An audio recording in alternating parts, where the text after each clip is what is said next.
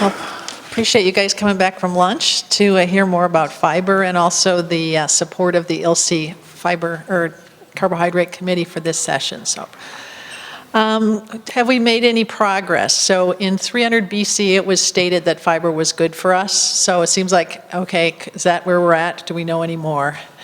So you guys have already seen my disclosures for the last 3 years of people that have supported my research, which I appreciate. This is a slide from Janet King, and I really like it because it goes from the science out to me and the long path to go from the science out to me. So since I teach advanced human nutrition, I spend my time down there in the science, which are the DRIs. So the answer to the question is that fiber is not an essential nutrient according to the DRIs.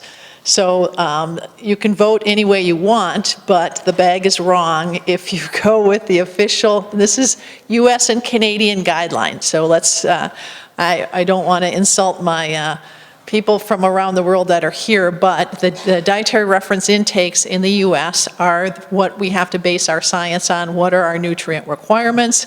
Fiber doesn't quite fit the way vitamins, minerals, proteins, and other essential nutrients do.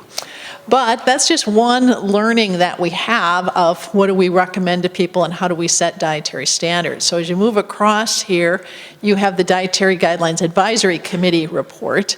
And some of the questions today, would something change in 2020? Because every 5 years there is an update of the US dietary guidelines. And to update that report, there's a group of scientists that get together that look at all the questions between disease relationships and diet exposures. So beyond how many nutrients do I need, what are my requirements for zinc or iron, in the dietary guidelines, we come up with questions of how does nutrient exposure, dietary exposure, affect disease outcomes.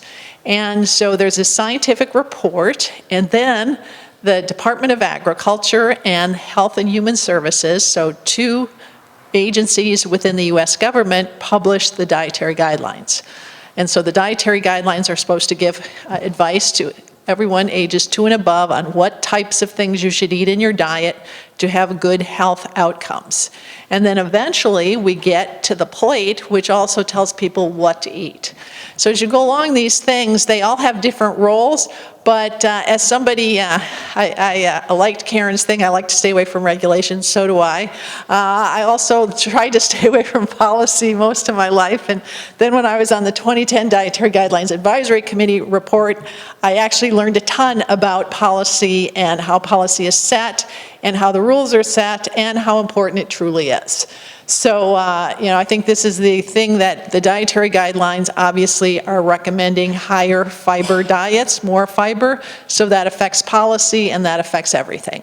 So the fact that you're not an essential nutrient down in the DRIs doesn't matter that much because all the policy really says we need more fiber and fiber has a role in disease prevention. So I like to talk about what can we agree on, and we can agree on a ton. Fiber is a marker of a healthy diet. Whole grains, fruits, vegetables, legumes, across the world, nobody's going to argue. And, compared to any other nutrient, you get up and talk about fiber, go talk about added sugar sometime, and wear your bulletproof vest. But fiber, people really don't hate you when you're promoting fiber because the foods that are high in fiber are universally promoted. If you look at some of our health benefits from eating dietary patterns, different types of foods, these foods have some health benefits. So yeah, whole grains, we're not going to argue, fruits, vegetables, legumes, these products all are also sources of fiber. So if you start arguing, and this is often people say, well, who are you working for today, whole grains or fiber? And it's like, we're on the same team.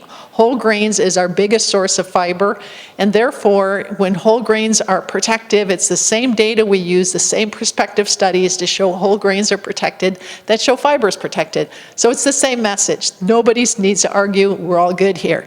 It's just, are we going to talk about a component fiber that we can measure and have on the nutrition facts panel, or are we going to talk more about a dietary pattern, a specific food? It's going to get to the same place. I think the problem fiber has is it doesn't get digested and absorbed in a normal way. So it's kind of a concept which is hard for people to think about. So most people don't know, even though you'd think, well, probably most people know you eat a food and eventually some of it comes out the other end, but where does the fiber go and what happens to it? Most people don't really appreciate that. So it's a concept, carbohydrates and lignin that escape digestion in the upper digestive tract, but may be fermented in the gut. So it's really hard to kind of get a handle on that and measure it in a human, obviously. And also this, we've talked about fermentation can be extensive or it can be really limited. So if I give you a purified cellulose and it's 100% comes through, it's not fermented at all, it is still fiber. I mean, functions as fiber, it is fiber. So this idea of these carbohydrates that are very different and have different roles as they make their way through is pretty tough to get at. We have an adequate intake. So go back to the DRIs, and the DRIs set an adequate intake for fiber. What's an adequate intake? Well, an adequate intake is when we don't have enough information to set an RDA. So an RDA is set up when we know what the what's the average person need. We come up with a calculation, a model, and say, okay, this is the RDA. For fiber, we don't really know how much fiber does the average person need, so it's actually set up on protection against cardiovascular disease with our large prospective studies. And it's kind of interesting if you go back and read how that was set up by the Food and Nutrition Board. Really was one of the first nutrients or food components to be set up with epidemiological data rather than human feeding data. So what is that based on? 2002 dietary reference intakes, 14 grams per 1,000 kcals. So then you just do the math on that, and you've heard like 38 for men, 25 for women. But on the new nutrition facts panel, which is good, it's going to be 28. So 14 per 1,000 calories, 2,000 standard diet, 28 grams of fiber on the nutrition facts label. There is no UL for fiber. So when the DRI committee got together, they're like, we don't have any data that says that people are over-consuming fiber. We can't show that a vegetarian or somebody on the highest amounts of fiber, there's any downside to that. So therefore, we're not going to set a UL. We're not going to say, hey, don't go above this. Obviously, it's not the problem. The problem is on the other side anyway. It's regulated, which, despite research people saying, oh, I don't like regulations. Regulations are good because it gives information to consumers and it sets a kind of a level playing ground for people, right? So regulations can actually be our friends, and it's useful to understand regulations and understand what they're trying to get at. So it's currently 25 is the daily value on the nutrition facts panel. It's proposed and it is up to 28 grams per day. And that was very helpful to consumers because they can see, I'm eating something, how many grams of fiber do I actually get from this? We also have health claims in the US that are also regulatory, and because oat bran, barley bran, psyllium are fibers that lower blood lipids and therefore could reduce cardiovascular disease, they have health claims existing in the US. Fiber is an essential nutrient, yeah, maybe, but it's kind of frustrating. Because it doesn't fit the usual way we think about nutrients. So then we stall out and you think, if we've had 11 of these meetings and we're still defining fiber and arguing, I mean, can't we move on? Let's get on to some more important things. We have this adequate intake, and we're never going to have an RDA for fiber because it's not going to fit the way we look at nutrients, and it's based on epidemiological evidence that fiber protects against cardiovascular disease. For people that come into the field, they say, that's like a cop-out. You guys are really lazy. We know that the important effects of the fiber are in the gut, and it has to do with the microbiota and fermentation. So why don't you set it based on that? Well, because the data is not as strong, and we don't have large prospective studies where we have fecal samples or epi studies that actually collect fecal samples and look at microbiota. We have a daily value, which is great. We do allow both total fiber and soluble and insoluble, and this really requires analytical methods. So I think in the whole thing as we go forward in fiber to always recognize that without methods, since it has to be on the nutrition facts, we have to have methods that are validated, and you can actually get methods to analyze the fiber that you have. This one's always hard when you look at the NHANES data. Who eats most of the fiber? Fiber intakes are linked to calorie intakes. And the question today about white bread, and in the NHANES data set, that usually white bread and white potatoes are the big fiber sources.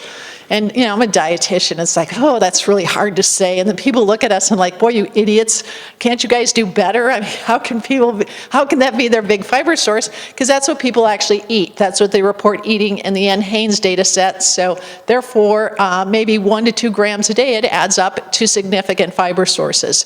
So people, as we tell them to eat less fiber, or eat less calories, we're also telling them to eat less fiber. And there's no question around that the people, you know, and go look at the recommendations based on API. Why do we recommend 38 grams for men and 25 for women? It's just a calorie upscale. That's how those were calculated. And if you go into the kid recommendations, they're completely messed up because you have 19 grams for a little kid, which doesn't make any sense at all. Absolutely is wrong. Nutrient of concern. People, at best, in the U.S. only consume 14, 15 grams per day, so there's lots of opportunity to get fiber in the diet, promote fiber, improve diets to get more fiber in. I think that fiber has a wide range of physiological benefits, so showing a physiological benefit should be broadly evaluated and supported, and I believe that FDA has really made a great attempt to go there. So when people say, oh, it's really unfair that they're asking everyone to show a physiological benefit, I think it's a pretty flexible bar that's been set, and that fibers that have any role at all in physiology and what we expect them to do should be able to get there. Okay, that's it. And you know, this is supposed to be a fight. I didn't know if you guys wanted to watch SmackDown with me and Dennis, but I don't think we're going to go there, so.